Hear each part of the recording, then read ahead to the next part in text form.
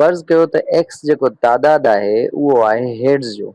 Heads यानी अॻियों पासो कंहिंजो? सिके जो।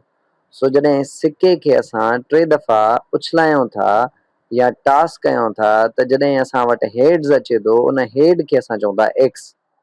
पोइ असांखे ॿुधाइणो इहो आहे त प्रोबेबिलिटी केतिरी आहे जेकॾहिं एक्स जो असांजो नंबर 1 हुजे, 0 हुजे, 2 हुजे, 3 हुजे। सो एक्स जो नंबर जीअं जीअं तब्दील थींदो त उनजी प्रोबेबिलिटी या उनजा इम्कान बि तब्दील थींदा।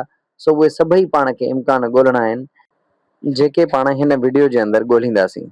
अचो त सभ खां पहिरियां सभई मुमकिन नतीजा या टोटल आउटकम्स ॻोल्हियूं। सो हेड हेड हेड यानी 3 दफ़ा उछलियोसीं 3 दफ़ा हेड आयो, हेड हेड टेल, या उन खां पोइ पाण वटि हेड टेल हेड, या उन खां पोइ हेड टेल टेल, ऐं उन खां बाद में पाण वटि टेल हेड हेड, या उन खां पोइ पाण वटि टेल हेड टेल, या उन खां पोइ पाण वटि टेल टेल हेड, या उन खां पोइ पाण वटि टेल टेल टेल। सो इहे 8 टोटल आउटकम्स आहिनि या सभई मुमकिन नतीजा आहिनि जेके पाण खे मिलंदा, यानी इहो इन जो सैंपल स्पेस आहिनि। टोटल आउटकम्स ॻोल्हण खां पोइ अचो त पाण पंहिंजे सवाल जी तरफ़ वधूं था। हिते पाण खे एक्स जी प्रोबेबिलिटी मालूम करणी आहे। सो फर्ज़ कयो पाण वठूं था एक्स जो वैल्यू ॿुड़ी। सो जेकॾहिं एक्स जो वैल्यू आहे ॿुड़ी या एक्स बराबरि आहे 0 जे, त पोइ हुनजी प्रोबेबिलिटी केतिरी हूंदी? टोटल आउटकम्स में सिर्फ़ु ही अहिड़ो इवेंट आहे जिते हेड जेको आहे उहो अचे ई नथो, यानी हेड ॿुड़ी आहे। सो इन जो मतिलबु टोटल आउटकम्स असां वटि आहिनि 8, हिकिड़ो इहो इवेंट आहे। सो 1/8 हिन जी प्रोबेबिलिटी आहे। इन खां बाद में जेकॾहिं पाण एक्स जो वैल्यू तब्दील कयूं ऐं एक्स जो वैल्यू वठूं पाण 1, त पोइ उनजी प्रोबेबिलिटी छा हूंदी? एक्स जो वैल्यू 1 जो मतिलबु आहे त माना हेड हिकु दफ़ो अचे। सो जॾहिं असां टोटल आउटकम्स ॾींदासीं त हेड हिन जॻह ते हिकु दफ़ो ईंदो आहे, उहो हिन जॻह ते। इन खां बाद में हेड हिन जॻह ते बि हिकु दफ़ो आयो आहे, ऐं उन खां बाद में हेड हिन जॻह ते बि हिकु दफ़ो आयो आहे। बाक़ी का बि अहिड़ी जाइ न आहे जिते हेड हिकु दफ़ो आयो हुजे। इन जो मतिलबु त 3 असांजा फेवरेबल या असांजे फेवर में चांसिस आहिनि। सो टोटल आहिनि 8 ऐं 3 असांजा चांसिस आहिनि। इन जो मतिलबु त 3/8 चांसिस आहिनि त हेड जेको आहे ईंदो। सो जॾहिं एक्स 1 आहे त 3/8 प्रोबेबिलिटी अथसि। जेकॾहिं एक्स जो वैल्यू असां वधायूं ऐं एक्स जो वैल्यू वठूं पाण फर्ज़ कयो 2, यानी हेड 2 दफ़ा अचे, त उनजी प्रोबेबिलिटी छा हूंदी? सो एक्स 2 आहे, इन जो मतिलबु हेड 2 अचनि। हाणे पाण पंहिंजे टोटल आउटकम्स ते हलंदासीं ऐं ॾिसंदासीं त 2 हेड्स किथे किथे आहिनि। सो 2 हेड्स हिते बि आहिनि, ऐं इन खां अलावा 2 हेड्स हिते बि आहिनि, ऐं इन खां अलावा 2 हेड्स हिते बि आहिनि। सो इन जो मतिलबु इहो थियो त 8 मंझां 3 दफ़ा 2 हेड्स अचनि था। सो 3/8 साॻियो थी वियो, माना 3 असांजा चांसिस आहिनि टोटल 8 मंझां, त इन जो मतिलबु 3/8 प्रोबेबिलिटी थी वई। उन खां बाद में जेकॾहिं पाण एक्स जो वैल्यू वठूं 3, त पोइ पंहिंजी प्रोबेबिलिटी छा हूंदी? सो हाणे त तव्हां सम्झी विया हूंदव एक्स माना हेड, ऐं हेड 3 दफ़ा अचे उहो त सिर्फ़ु हिकु दफ़ो अचे थो हिन जॻह ते। 8 दफ़नि मंझां हिकु दफ़ो हिन जा चांस आहिनि। सो इन जो मतिलबु पाण छा लिखंदासीं? 1/8 हिन जी प्रोबेबिलिटी आहे। सो हेड खे 3 दफ़ा अचण जी जेकी प्रोबेबिलिटी आहे उहा 1/8 आहे। अचो त हिनखे हिकिड़े ग्राफ जे ज़रिए सम्झूं। सो ही मां लकीर ठाहियां थो, हिन लकीर खे नालो ॾियां थो प्रोबेबिलिटी जो। सो ही असांजी प्रोबेबिलिटी आहे। इन खां बाद में ही हिकिड़ी ॿी लकीर वठां थो ग्राफ ठाहिण जे लाइ।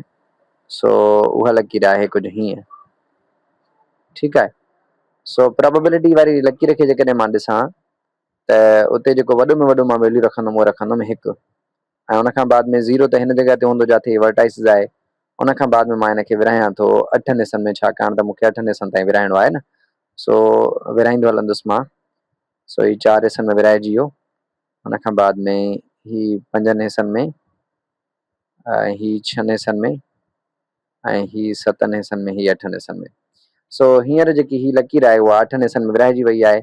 उन खां बाद में ही जेकी लकीर आहे हिनखे मां आउटकम्स चवां थो। आउटकम्स न बल्कि मां हिनखे छा चवां? हिनखे मां चवां थो वैल्यूज़ फॉर एक्स।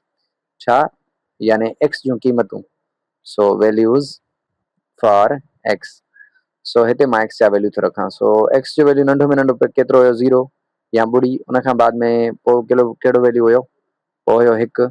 सो 0 ऐं हे 1। इन खां बाद में जेकी पाण एक्स जी क़ीमत खईंसीं उहा केतिरी हुई? उहा हुई 2, ऐं ॿिनि खां बाद में पाण एक्स जी क़ीमत खई हुईसीं 3। सो ही थी वई 3। सो अचो त पाण हाणे ग्राफ ठाहियूं। सो जॾहिं एक्स जो वैल्यू ॿुड़ी हुयो त पोइ प्रोबेबिलिटी केतिरी हुई ॿुड़ी ते? प्रोबेबिलिटी हुई 1/8। सो इन जो मतिलबु थींदो त इहो कुझु हिन तरीक़े सां असां हिनखे शो कंदासीं। सो हेतिरा चांसिस आहिनि या हेतिरी प्रोबेबिलिटी आहे 0 जे अचण जी। अगरि मां हिनखे कंहिं एरिया में या एराज़ी में ज़ाहिर कयां त उन खां बाद में जेकॾहिं मां ॾिसां हिक जी प्रोबेबिलिटी, त हिक जी प्रोबेबिलिटी आहे 3/8। सो 3 हिन जॻह ते अचनि था लकीर ते प्रोबेबिलिटी वारी ते।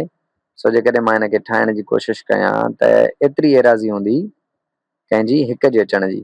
सो ही हिक जी एराज़ी आहे, हिन एरिया खे मां फिल कयां थो। सो हेतिरी प्रोबेबिलिटी आहे हिक जे अचण जी। उन खां बाद में 2 जी प्रोबेबिलिटी केतिरी हुई? 2 जी प्रोबेबिलिटी बि साॻी 3/8 हुई। सो हिते बि इन तरीक़े सां मां ठाहींदुसि। सो ही 2 जी प्रोबेबिलिटी आहे, यानी एक्स जो वैल्यू जॾहिं 2 अचे या हेड्स जॾहिं 2 अचनि उन जी प्रोबेबिलिटी इहा आहे। उन खां बाद में आहे 3, ऐं 3 जी प्रोबेबिलिटी 1/8 आहे, यानी साॻी एतिरी जेतिरी 0 जी या ॿुड़ी जी हुई। सो उन जी प्रोबेबिलिटी बि एतिरी थींदी।